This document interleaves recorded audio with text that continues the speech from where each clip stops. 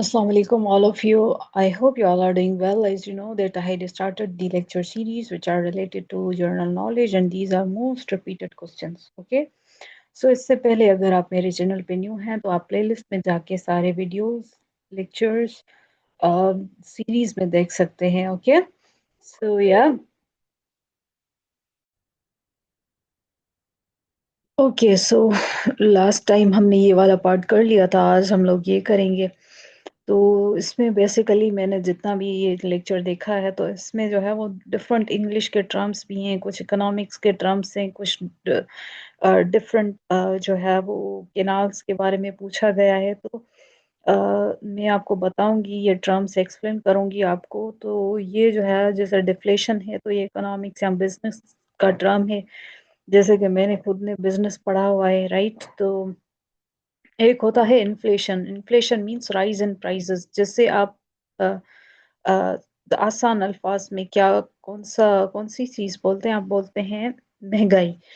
महंगाई को हम लोग इंग्लिश में बिजनेस में इन्फ्लेशन कहते हैं. ओके. और दूसरा होता है deflation. Deflation means decrease in prices. Okay. Decline in prices. Aggregate level होती है प्राइसेस की जो सेट कर रहे होते हैं हम लोग. अब मकसद ये है कि अगर मैं इसकी पूरी डेफिनेशन पढूं आपके लिए और मैं इसको थोड़ा सा आपके लिए एक्सप्लेन करूं, क्योंकि ये तो इसमें अगर जितना हम लोग अंदर जाएंगे, जितना डीप में जाएंगे ना, उतना हम लोग डीप में चले जाएंगे, राइट. तो अभी मैं आ जाती हूँ इस पे. डिफ्लेशन होता क्या, involves a sustained decline in the aggregate level of the prices such as occurred during the Great Depression of 1930s, and it is usually associated with the prolonged erosion of the economic activity and the high unemployment. Okay, widespread price decline have become rare.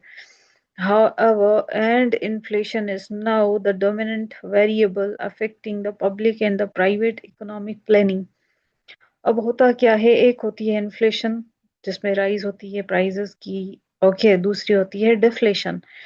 अब ये इसमें ये जो definition लिखी गई है ना, तो इसमें लिखा होगा ये decline of aggregate level of the prices. अब इसका मतलब क्या है, एग्रीगेट मीन्स इकट्ठा. जो हम लोग लेवल ऑफ द प्राइसेस देखते हैं ना चीजों की. अब अ, हम लोग देखें पूरी दुनिया की या पूरी कौम की क्या है, मतलब एक प्राइजेस चीजों की ये सारी एक साथ नहीं देख सकते. ओके. चीजें जो हैं डिफरेंट, उनकी प्राइजेस हम लोग नहीं देख सकते ना सारी चीजों की. तो हम लोग क्या करते हैं, एक इकोनॉमिक बास्केट लेते हैं, उसको जो है वो एज अ बेंचमार्क लेते हैं, उसको as a measurement, as a tool लेते हैं. ओके. एज अ उस पे हम लोग क्या करते हैं, प्राइजेस देख रहे होते हैं, एग्रीगेट मान के चल रहे होते हैं उन चीजों को. जैसे कि इंपोर्ट एक्सपोर्ट देखी हमने कंट्री की, जैसे कि हमने इन्फ्लेशन देखी, जैसे कि इंटरेस्ट रेट देख लिया, जैसे कि पर कैपिटा इनकम देख ली कंट्री की, सेविंग कितनी हो रही है लोगों की, राइट. इन्फ्लेशन देख ली, डिफ्लेशन देख ली.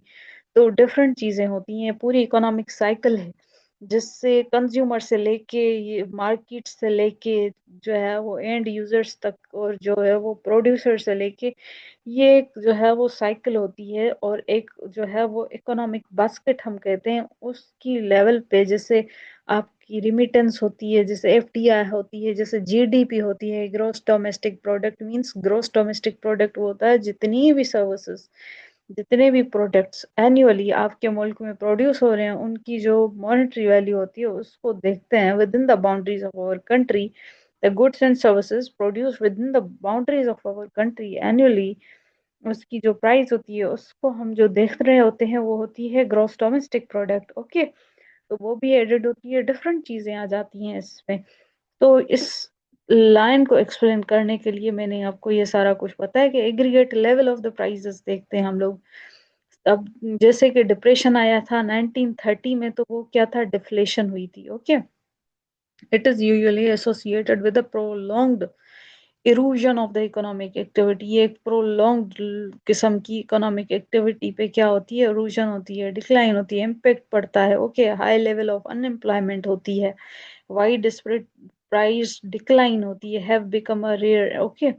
And however and inflation is now the dominant variable. अब इन्फ्लेशन जो है वो अब क्या है कि इन्फ्लेशन ज्यादा है, राइज इन प्राइसेस बढ़ गई है, तो ये एक डोमिनेंट फैक्टर बन गया है। ओके, तो जैसे कि मैं आपको बताऊं कि डोमिनेंट वेरिएबल बन गया है, affecting the public and the private economic planning, और ये दोनों को अफेक्ट कर रहा है, पब्लिक को भी और प्राइवेट इकोनॉमिक प्लानिंग को भी।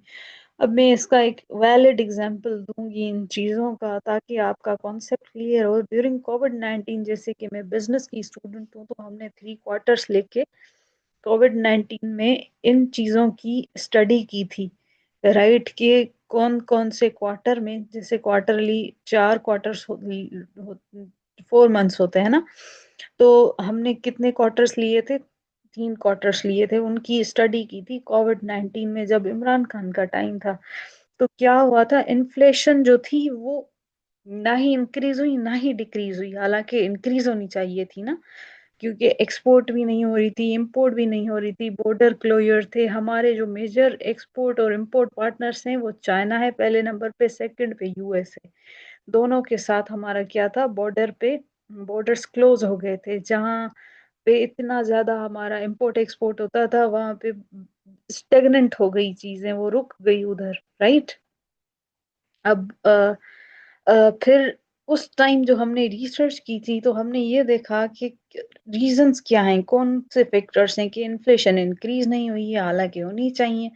लोगों की जॉब्स कहीं हैं, लोगों के पास पैसे नहीं हैं, राइट, लोग अनएम्प्लॉयड हो गए हैं, और जो है वो क्या रीजन है कि महंगाई नहीं बढ़ी, वो उसी मतलब उसकी जो लेवल है वो सेम ही रही। तो रीजन हमारा ये था कि एक होती है, या तो आप प्राइस बढ़ा दें, या तो आप क्या कर दें, कॉस्ट कम कर दें, राइट, चीजों की। अब ये है कि डिमांड तो उस टाइम जो है ना थी, पर ये था कि उन्होंने, अगर वो प्राइसेस बढ़ा देते ना चीजों की, प्राइसेस अगर वो बढ़ा देते, जो सेलर्स थे अगर वो चीजों की प्राइसेस बढ़ा देते, तो उनको पता था कि भाई लोग अनएम्प्लॉयड हैं, ये तो वैसे ही नहीं लेंगे, राइट, उनके पास तो परचेजिंग पावर ही नहीं है, क्योंकि जॉब्स जो हैं वो क्या हो गई थी, बहुत से बिजनेसेस बंद हो गए थे, लोगों की जॉब चली गई थी। तो जो सेलर्स थे, ओके, जो डिस्ट्रीब्यूटर्स थे, जो रिटेलर्स थे, जो बेसिकली गुड्स और सर्विसेज दे रहे थे उस टाइम, उन्होंने कहा कि भाई इन स्ट्रीट के लोग ले ही ना, उनके पास पैसे ही नहीं है, तो उसकी प्राइस हम क्यों ना कम करें, राइट, कॉस्ट घटा दें, ताकि जो है वो लोग एटलीस्ट लें, ये जो चीजें हैं एटलीस्ट लें तो सही। मतलब उन्होंने बढ़ाई नहीं, वही रखी, सेम रखी, तो इन्फ्लेशन कोविड 19 में कम हुई थी। तो ये फैक्टर है। तो ऐसे जब आप लोग बिजनेस पढ़ते हैं ना, तो जब आप जो है वो वर्ल्ड बैंक, डेटा बैंक पे जाके ग्राफ्स को रीड करते हैं, उनका पैटर्न देखते हैं, और फिर उनको एनालाइज करते हैं, तो फिर आपको पता चलता है कि कौन से जो है वो माइक्रो और मैक्रो फैक्टर्स हैं जो इन चीज़ों को इम्पेक्ट कर रहे हैं। तो समझ रहे हैं आप, उस टाइम रिमिटेंस बहुत ज़्यादा इंक्रीज हुई थी, मतलब इतनी नहीं, मतलब ना ही इंक्रीज हुई थी ना डिक्रीज हुई थी, बट एटलीस्ट वो स्टेबल थी, राइट। तो ये चीज़ें हैं। ओके, अब आ जाते हैं हम लोग दूसरे टर्म पे। अब लिखा हुआ है ना टॉट, ओके, इसका मतलब होता है spy out the movements and the conditions of the race horses in the training. एक बंदा जो क्या करे, स्पाई आउट करे, जो मूवमेंट्स या कंडीशंस हॉर्सेस की हो रही होती है ना ड्यूरिंग द ट्रेनिंग, उसको वो क्या करे, वो देखे, राइट। इस टर्म का मतलब ये है।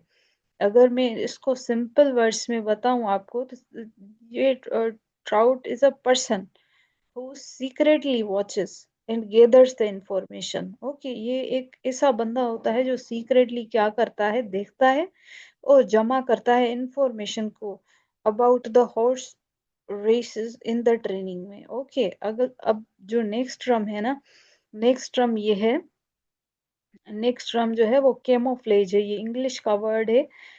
जैसे सरप्टिशियस इंग्लिश का वर्ड है ना, सरप्टिशियस, हिडन, अंडर कवर, ओके, ये सारे इसके क्या है, सिनोनिम्स हैं। ओके, बेस बदलाना, डिस्गाइज होना, ये है इसके सिनोनिम्स केमोफ्लेज के। अब केमोफ्लेज जैसे इसका प्राइम एग्जांपल ये है, केमोफ्लेज का मतलब ये है कि बेस बदलाना, जो आप हो वो नहीं दिखना, या सरप्टिशियस भी हम लोग बोलते हैं कि जो है ना हिडन, हिडन मोटिव्स, या अ, अब इसको हमें मैम ने कैसे याद करवाया था सरप्टिशियस को, कि ये सांप की तरह है, वो भी जिससे जो है वो जमीन के अंदर चला जाता है और छुपा हुआ होता है, वो डिस्गाइज होता है, राइट। तो वो सरप्टिशियस हो, ये कैमोफ्लेज हो, या हिडन हो, डिस्गाइज हो, कोवर्ट हो, ये सारे इसके सिनोनिम्स हैं। अब कैमोफ्लेज का मतलब ये है कि आपने मिलिट्री का यूनिफॉर्म देखा है, उनका यूनिफॉर्म जो होता है ना, वो कौन से कलर का होता है? यस, या तो अब जितने भी आप यूनिफॉर्म्स देखेंगे ना, तो वो होते हैं जैसे मट्टी के कलर वाले, ग्रीन, या घास जैसे, जैसे घास होता है ना, या मट्टी होती है, या ऐसे कलर के, मतलब ग्रे और ऐसे कलर्स होते हैं ना। तो वो क्यों होते हैं बेसिकली? इसलिए होते हैं कि जब आप वॉर में जाएं, राइट। अब वॉर देखें एक जगह पे नहीं होती, कभी जो है वो जंगल में होती है, कभी आपको छुपना पड़ता है, तो आप क्या करते हैं? अब वो इसलिए ऐसा यूनिफॉर्म होता है कि आप जब लड़े ना, तो आप क्या हो सके, डिस्गाइज हो सके। क्योंकि देखें, एक गिरगिट होता है ना, वो जिस पेड़ पे जिस कलर में, ये सुना है कि वो जहां भी जाता है अपना कलर बदला लेता है ना। तो बेसिकली आर्मी पर्सोनल्स जो होते हैं ना, वो भी क्या करते हैं, अपना भेष बदलाने के लिए, अपने आप को छुपाने के लिए ऐसी वर्दी बनाते हैं जैसे खाकी वर्दी होती है। जब आप किसी घास में छुपे तो आप नजर ना आए, समझ रहे हैं? ये बैकग्राउंड मैंने आपको इसलिए समझाया है क्योंकि वो समझना जरूरी है आपके लिए, ताकि आपकी ये माइंड में हमेशा के लिए ना ये रहे। अब कैमोफ्लेज को ऐसे भी हम लोग यूज करते हैं कि भाई मोस्ट ऑफ द पीपल जिनके पास मतलब जो बैकग्राउंड उनका है, वो इतने प्रिविलेज नहीं होते, पर जब उनको कोई ऐसी पोजीशन मिल जाती है, कोई बड़ी पढ़ लिख के वो अच्छी जगह पे आ जाते हैं, वो क्या करते हैं, अपनी आइडेंटिटी को कैमोफ्लेज करते हैं, डिस्गाइज करते हैं। वो ये दिखाते हैं लोगों को कि हम तो शुरू से ही अमीर थे, राइट। तो ऐसे आप इस वर्ड को यूज कर सकते हैं, राइट। अब कैमोफ्लेज में देखिए मिलिट्री लिखी हुई है, राइट। मिलिट्री का यूनिफॉर्म का मैंने आपको बताया ना, एग्जांपल दिया अभी। फ्रेंच केमोफ्लेवर फ्लेयर जो है, मीन उसका मतलब है डिसगाइज होना, मतलब खुद को भेष बदलाना, छुपना। Word introduced by the French at the beginning of the World War One. अब ये देखें, इसका बैकग्राउंड इन्होंने लिखा है कि जब वॉर हुई थी ना, तो ये इंट्रोड्यूस हुआ था फ्रेंच में, जब बिगनिंग हुई थी वर्ल्ड वॉर वन की। तो वो क्या करें, तो designate the scientific disguise of the objects or the imitation of the natural surroundings। अब देखें, नेचुरल सराउंडिंग्स में घास आ जाता है, पेड़ आ जाते हैं, मट्टी, और ये जो है जिस फौजी जो होते हैं ना, आपको आपने देखा होगा, वो नीचे सो जाते हैं, फिर वो घसीटते हैं खुद को, ये राइट। वो आहिस्ता आहिस्ता आहिस्ता आहिस्ता उसको जो टारगेट होता है, उसको टारगेट करने के लिए वो क्या करते हैं, खुद को छुपा देते हैं, किसी ऑब्जेक्ट में कॉपी करते हैं, नेचुरल सराउंडिंग्स को कॉपी करने के लिए ये जो है वो वर्ड यूज हुआ था। आपने मैंने आपको पूरा बैकग्राउंड बता दिया, अब बताने को कुछ रहा नहीं है इस वर्ड को, और ज्यादा मैंने बहुत एक्सप्लेन किया है आपको, राइट। आई थिंक आपको ये क्लियर हो गया होगा। अब आ जाते हैं palliative, means aiming to make the patient is comfortable as possible for as long as possible। अब एक पेलिएट करना, राइट, पेसिफाई करना, मोलिफाई करना, लल करना, ओके, एसवेज करना, ये सारे इसके क्या है, सिनोनिम्स हैं। पेलिएट करना, पेसिफाई भी देखे ना, पैसिफिक ओशन से निकला है, पैसिफिक ओशन शांत महासागर, शांत ओशन, राइट। पेलिएट करना, पेसिफाई करना, मोलिफाई करना, एसवेज करना, काम डाउन करना, सूद करना, ये सारे सिनोनिम्स हैं। इंग्लिश की वोकैबुलरी आप आपको ऐसे ही आनी चाहिए जैसे मुझे याद है, मैं आपको देख के नहीं बता रही, ट्रस्ट मी। अ, अब देखें, फॉर एग्ज़ाम्पल मैं आपको बता देती हूँ इसका मतलब क्या होता है। ये बोल रहे हैं कि पेशेंट को क्या करना, पेशेंट का एम क्या होता है कि कंफर्टेबल करना जितना ज़्यादा हो सके, जितनी देर तक हो सके उतना, उतनी देर तक, ओके। पैलिएटिव का मतलब होता है केयर या focus on the relieving pain, ताकि वो आप क्या कर सकें कि आप रिलीव कर सकें पेन को, मेकिंग अ पेशेंट कंफर्टेबल, ताकि आप पेशेंट को क्या कर सकें, कंफर्टेबल कर सकें, नोट क्योरिंग द डिजीज। इससे क्या होता है, डिजीज क्योर नहीं होता पर उसको क्या मिलता है, रिलीफ मिलता है। प्राइम एग्जांपल मैं आपको देती हूँ इसका। अ, अगर आपने कभी देखा हो, आपके फैमिली में कोई डॉक्टर हो या किसी को अल्लाह ना करे कभी किसी को कोई इंसिडेंट हो ऐसा, किसी की अगर सपोज करें कोई हड्डी टूट गई ना, ठीक है, तो हड्डी टूटने का दर्द जो होता है ना बहुत बड़ा, किसी का एक्सीडेंट हो जाता है मोस्टली, अगर आपने देखा हो, और किसी की अल्लाह ना करे टांग, ये सपोज करें वो फ्रैक्चर हो गया, ठीक है, तो वो ऐसा ये टांग का या हाथ टूटने का दर्द होता है, या कोई सीढ़ियों से गिर गया उसको बैकबोन में लग गई, तो बड़ा ये खतरनाक होता है। तो जब इनकी सर्जरीज होती हैं या इनका जो है वो प्रोसीजर होता है, अगर आप कभी इन वार्ड्स में गए हों तो आपको यकीन करें फीलिंग आएगी कि आप जो है वो किसी गाड़ी के मिस्त्री के पास बैठे हैं। उन वो इतना जो है वो ऐसी इनकी ट्रीटमेंट्स होती हैं, इतनी इतना शोर होता है इनके पास, अपने जो वो हैमर्स होते हैं इनके पास जो है वो, मतलब ये तो देखें इतना जो हार्ड ये किस्म का प्रोसीजर होता है, डिफ़िकल्ट किस्म का प्रोसीजर होता है, अगर कोई मरीज़ देखे और उसके सामने ये चीज़ें हों तो वो तो पहले ही मर जाए। पर उसको सूद करने के लिए, उसको आराम देने के लिए, उसको जो है वो पैलिएट करने के लिए वो क्या करते हैं, वो उसको लगाते हैं एनेस्थीसिया। एनेस्थीसिया लगा दी, फिर आपके अगर फॉर एग्ज़ाम्पल लेग में वो लगा है, इंजरी हुई है, आपका फ्रैक्चर हुआ है, एक्सीडेंट हो गया, पैर टूट गया, खुदा ना खास्ता टाँग टूट गई या कुछ और हो गया, तो वो अब वो उसको मारते रहें, हैमर मारते रहें, तोड़ते रहें, मरोड़ते रहें, उसमें ड्रिल्स लगाएँ, क्योंकि ये जो रॉड्स लगती हैं टाँगों में उसको सीधा करने के लिए, फिर वो स्क्रू लगाते हैं उसमें बाकायदा, ऐसे जैसे आप लोग किसी लकड़ी में जो है वो ड्रिल्स लगाते हैं या किसी दीवार में ड्रिल लगाते हैं, तो इनका ऐसा प्रोसीजर होता है कि आप उस वार्ड में जाएँ तो आप डर जाएँ। ऐसा इनका ये जो है वो प्रोसीजर होता है। राइट, तो देखें इस इससे क्या होगा, डिजीज क्योर नहीं होगा उस टाइम ये, पर ये है कि वो जो पेन होता है ना इतना डिफिकल्ट किस्म का, तो उसको वो क्या करने के लिए, उस पेन से रिलीफ या पेशेंट को कंफर्टेबल करने के लिए वो एनेस्थीसिया लगा देते हैं कि उसको फील ही ना हो 4 आवर्स के लिए एटलीस्ट। तो ये जो है वो वर्ड है पैलिएटिव, समझ गए आप? तो इतना ज़्यादा मैंने आपको ये एक्सप्लेन किया है, आई थिंक ये आपको भूलेगा नहीं। ओके, दूसरा टर्म है कॉकस। कॉकस का मतलब ये है, caucus means meeting of the members of a political party at which the party conducts its business discussions, policies, and begins the process of nominating candidates for the public office. The caucus method of choosing candidates is usually contrasted with the primary election. In most primary elections, voters select the party's candidates directly at polling places. अब ये देखें, चीज़ों को थोड़ा-सा समझने की कोशिश करें, ठीक है? एक होता है सिलेक्ट करना, दूसरा होता है इलेक्ट करना, ठीक है? आप सिलेक्ट कौन करता है? कुछ मेंबर्स, ओके, सीनियर्स।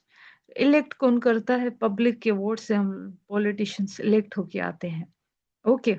तो इसमें कॉकस का मतलब ये है कि ऐसी मीटिंग, पॉलिटिकल पार्टी मीटिंग, जिसमें क्या हो जाता है, कंडक्ट किए जाते हैं डिस्कशंस, बिजनेस डिस्कशंस, पॉलिसीज बनाई जाती हैं और बिगन किया जाता है, शुरू किया जाता है प्रोसेस एक कैंडिडेट या दो कैंडिडेट नॉमिनेट करने का, कैंडिडेट्स को नॉमिनेट करने का ताकि वो पब्लिक ऑफिस को क्या करें, होल्ड करें। द कॉकस मेथड जो है वो कैंडिडेट्स को चूज करने का वो क्या है, usually contrasted with the primary election. Okay, ये क्या है, कॉन्ट्रास्टेड है प्राइमरी इलेक्शन के साथ क्योंकि प्राइमरी इलेक्शन में क्या होता है कि वोटर्स जो होते हैं वो सिलेक्ट करते हैं, क्या करते हैं, सिलेक्ट करते हैं। और इसमें क्या होते हैं, इलेक्ट होते हैं, चूज होते हैं। ओके, राइट, इसमें पोलिंग होती है, क्या होता है कि कैंडिडेट्स को सिलेक्ट किया जाता है वोट्स के जरिए। ओके, तो ये हो गया कॉकस। ओके, अब आ जाते हैं हम कोकस का। अगर मैं आपको सिंपल टर्म्स में बताऊं तो caucus is a meeting of political party members to discuss policies and choose candidates. Okay, ये है इसका मतलब सिंपल वर्ड्स में, बिल्कुल सिंपल वर्ड्स में। अब दूसरा टर्म जो है ये भी मेडिकल का टर्म है, एमनेशिया। एमनेशिया आप लॉस ऑफ क्या होता है, मेमोरी। एमनेशिया में क्या हो जाता है, इंसान की मेमोरी जो है वो डैमेज होने लगती है, भूलने लगता है। वो गजनी देखा आपने, तो हमारे सामने भी अगर कोई चीजों को भूलने की कोशिश करता है या हमारी कोई बात किसी को याद नहीं रहती तो हम क्या बोलते हैं, आप गजनी हो क्या, आपको क्या अल्लाह ना करे आपको एमनीशिया है क्या।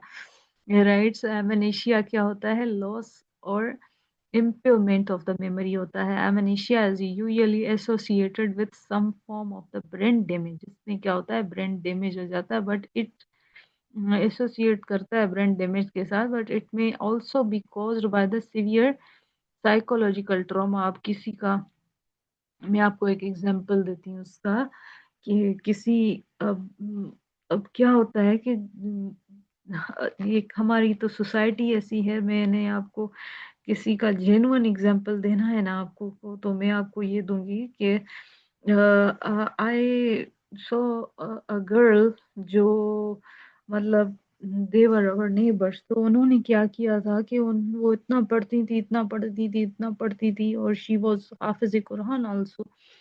तो एक दिन वो जब इतना पढ़ रही थी ना, तो suddenly she came out and started shouting. उसके बाद वो अपनी उन्होंने मेमोरी गवा दी, ट्रस्ट मी। और वो बिल्कुल बेचारी पागल हो गई। राइट, वैसे ही ये एक कंडीशन है। दूसरी कंडीशन, फैमिली में किसी की, सपोज करें कुछ लोग बहुत ज़्यादा सेंसिटिव होते हैं और कुछ लोग तो वो हम लोग कहते हैं ना कि भाई ये तो बहुत ही ऐसा इंसान है कि अ, क्या कहेंगे, ढीठ किस्म का इंसान है कि इसको किसी चीज का फर्क ही नहीं पड़ता यार। पर कुछ लोग जो है वो नाजुक होते हैं, सेंसिटिव होते हैं, तो जैसे हमारे जैसे लोग तो उनको जो है वो छोटी चीजें भी बड़ा इम्पेक्ट कर जाती हैं। राइट, सीजनल ब्लूज भी उनको क्या करते हैं, उनको सेड कर देते हैं, सीजनल चेंजेस, तो सीजनल ब्लूज वो फील करते हैं। सपोज करें कोई ऐसा इंसिडेंट हो गया, किसी की बहुत ही करीबी किसी की फैमिली मेंबर की डेथ हो गई, तो वो इंसान इस सदमे को बर्दाश्त नहीं कर पाते, वो उस पे सोचते रहेंगे, सोचते रहेंगे, सोचते रहेंगे, at the end of the day they lost their memory. Right, तो ये एक साइकोलॉजिकल ट्रॉमा की वजह से होता है, उसकी वजह से भी होता है, या ब्रेन डैमेज हो जाता है उसकी वजह से भी होता है। अब देखें कुछ लोग जो होते हैं ना, ऐसी उनके ब्रेन में चोट लगती है कि वो अपनी मेमोरी गवा बैठते हैं। हाँ, दूसरा एग्जाम्पल, और एग्जाम्पल विमेन जो होती है ना, वुमेन क्या होता है कि शादी के बाद जो है, अगर इफ दे वो प्रेग्नेंट हैं अगर सपोज करें, और प्रेगनेंसी के दौरान क्या होता है, अगर उनका बेबी जो मिसकैरेज हो गया, कुछ भी हो गया और डेथ हो गई बेबी की, तो वो कुछ औरतें इस कंडीशन में भी क्या हो जाता है, उनकी एमेनेशिया हो जाती है, उनकी जो ब्रेन की कंडीशन ऐसी हो जाती है उस सदमे में कि वो अपना एक तवाज़ुन जो होता है ना दिमाग का, वो गवा बैठती हैं। समझ रहे हैं। और दूसरा ये तो हो गया लॉस ऑफ मेमोरी। कुछ बच्चे जो होते हैं वो पैदाइशी ऐसे होते हैं कि उनकी मेमोरी बहुत कम होती है, उनका दिमाग बहुत छोटा होता है, वो होते हैं रिटार्डेड। ओके, तो ये डिफरेंट चीजें हैं, ये है अमनेशिया। ओके। और दूसरा होता है एनीमिया। एनीमिया कहते हैं हम लोग जब ब्लड की कमी हो जाती है ना, एनीमिया, आयरन की कमी, ब्लड की कमी, तो उसे हम एनीमिया कहते हैं। ओके। आई थिंक आपको ये क्लियर हो गया होगा। लिंचिंग आपको पता है, लिंचिंग। अब प्रियंका कुमारा का एग्जाम्पल जो है, अ, प्रियंका कुमारा जो श्रीलंकन एक बिजनेस पर्सन था, जो हमारे मुल्क में आया था, कोई मिसअंडरस्टैंडिंग हुई थी, पर उनको उन्होंने क्या, ग्रुप ने, मॉब ने उनको क्या किया था, उनकी मॉब लिंचिंग की थी, उनको पकड़ पकड़ के सबने क्या किया था, मारा था, कि उनकी डेथ हो गई थी। राइट, अब वो थी लिंचिंग। राइट, इसे कहते हैं लिंचिंग। लिंचिंग मीन्स हैंगिंग और other type of executions. Okay. in punishment of a presumed criminal offense, okay, carried out by the self-appointed commissions or a mob। देख रहे हैं, सेल्फ अपॉइंटेड कमीशंस करें या mob कहते हैं हम लोग, जो भीड़ होती है ना, जो अनरूली क्राउड जो होता है, मोब, उससे हम कहते हैं ये। मतलब वो अगर पनिश करें लोगों को क्रिमिनल किसी ऑफेंस की बेसिस पे। अब एक और हमारे इधर इंसिडेंट हुआ था ना, वो जो एक विमेन थी जिसके कपड़ों पे अरबिक में कुछ लिखा हुआ था, फिर मार्केट में जब वो कपड़े पहन के गई थी तो लोगों ने कहा ये तो कुरान पाक लिखा हुआ है। देवर अनअवेयर, क्योंकि उन्होंने अरबी पढ़ी है, उनको उस कुरान पाक को उन्होंने मीनिंग से कभी पढ़ा ही नहीं। वही अरबिक एक लैंग्वेज है पूरी। राइट, कुरान पाक तो जो है वर्सेस हैं जो अल्लाह पाक ने अरबिक लैंग्वेज में नाजिल की हैं। राइट, तो वो मिसअंडरस्टैंडिंग हो गई थी। अगर प्रॉपर एक्शन नहीं लिया जाता तो पता नहीं उस इंसिडेंट में भी क्या हो जाता। राइट, सो ये सारी जो है वो चीजें हैं, अगर वो उनकी भी मॉब लिंचिंग हो सकती थी, क्योंकि वी आर वेरी इम्पेशेंट, बगैर सोचे समझे हम लोग जो है वो डिसीजन कर बैठते हैं। तो ये आपको समझ आ गया होगा कि लिंचिंग क्या होता है, without due process of the law. अब देखें वो उन्होंने जो प्रियंका कुमारा का जो इंसिडेंट हुआ था, कितनी इमेज खराब हुई थी पाकिस्तान की। अब इसकी वजह से क्या होता है, जब कोई भी बिजनेसमैन आता है ना, बीइंग अ बिजनेस स्टूडेंट, मैं आपको जरूर बताऊंगी, किसी भी बिजनेस, जो कोई भी बिजनेसमैन इन्वेस्टमेंट करने आता है ना, वो करता है पहले environmental scanning. Okay, pastel analysis उस कंट्री की देखता है, political factor, social factor, economic factors, legal factors, like, right, और ईज ऑफ डूइंग बिजनेस, ये सारी चीजें वो देखते हैं। तो ये सारी चीजें, अगर ऐसे इंसिडेंट्स बढ़ेंगे तो क्या होगा, इन्वेस्टर्स का कॉन्फिडेंस लेवल कम होगा, जो होंगे इधर काम भी कर रहे होंगे ना, वो भी भाग जाएंगे आपकी कंट्री से। तो ऐसे इंसिडेंट्स में क्या होता है, मॉब लिंचिंग का इंसिडेंट हुआ था तो क्या हुआ था, इमेज बड़ा खराब हुआ था। सेल्फ अप, क्योंकि देखें हर चीज का एक ड्यू प्रोसेस होता है। राइट, अब उनको अगर एक द लॉ एंड ऑर्डर, उसके पहले एक और इंसिडेंट हुआ था, मिशाल खान का इंसिडेंट हुआ था। तो ये सारी चीजें क्या हैं, ये सारी चीजें जो है वो इसमें लिंचिंग में आ जाती हैं। राइट, ये मॉब लिंचिंग हुई थी उनकी भी, पर पता नहीं इंसिडेंट क्या था। सोशल मीडिया है वो तो बस अल्लाह जाने। राइट, हम क्या बोल सकते हैं।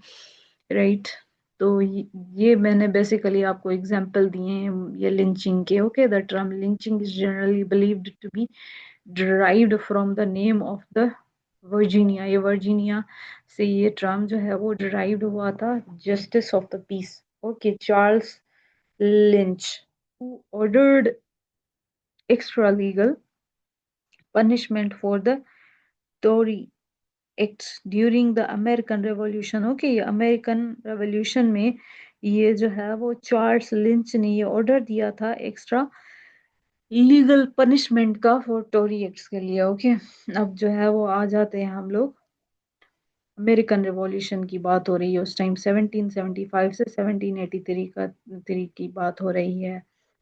ओके, अब जो है वो हम लोग आ जाते हैं, सिंपल वर्ड्स में कहूँ कि लिंचिंग एक इलीगल किलिंग होती है या पनिशमेंट होती है पर्सन की। मॉब जो करता है वो without legal trial. Okay, ignition point क्या होता है? Ignition point is the temperature at which a substance catches fire and starts burning. समझ रहे? इग्निशियस रॉक्स आपने सुना है? इग्निशियस रॉक्स एक टाइप होती है रॉक्स की, जिसमें क्या होता है कि वो मेल्ट डाउन होने लगते हैं। इग्निशियस रॉक्स जो होते हैं वो मेगमा जो होता है ना, उससे कांटेक्ट में आने लगते हैं। अगर वो उस पे लेयर्स आने लग गई, लेयर्स पे लेयर्स आने लग गई, igneous process or a means of igniting a combustible substance. Okay, ignition occurs when the temperature of a substance is raised at the point at which the molecules will reach spontaneously with oxygen and the substance begin to burn. Substance क्या होता है? वो ऐसी point पे चला जाता है कि क्या होता है कि molecules will reach substantially, oxygen से जाके मिलते हैं और सब्सटेंशियली वो बर्न होना शुरू करते हैं। This temperature is called the ignition temperature और इग्निशन पॉइंट। और इस टेम्परेचर को क्या कहते हैं? इग्निशन टेम्परेचर या इग्निशन पॉइंट। अगर हम लोग बात करें ह्यूस्टन एंड डेलवेयर केनाल्स की, ओके, तो ये केनाल्स हैं आर प्रेजेंट एट कि कौन सी कंट्री में है? तो ये फ्रांस में है। ह्यूस्टन और डेलवेयर केनाल्स जो है वो प्रेजेंट है फ्रांस में। ग्रैंड केनाल की बात करें तो ग्रैंड केनाल जो है वो ओल्डेस्ट मैन मेड केनाल है फॉर द शिपिंग पर्पस के लिए। ग्रैंड केनाल वो कहाँ पे है?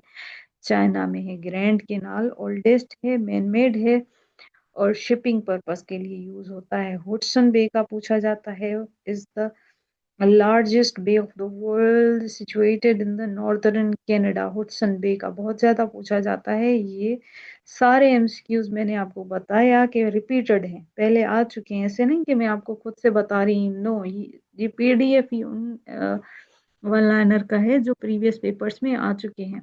सो उम्मीद है आपको मेरा लेक्चर, मेरे एफर्ट्स, मेरी एक्सप्लेनेशन अच्छी लगी होगी।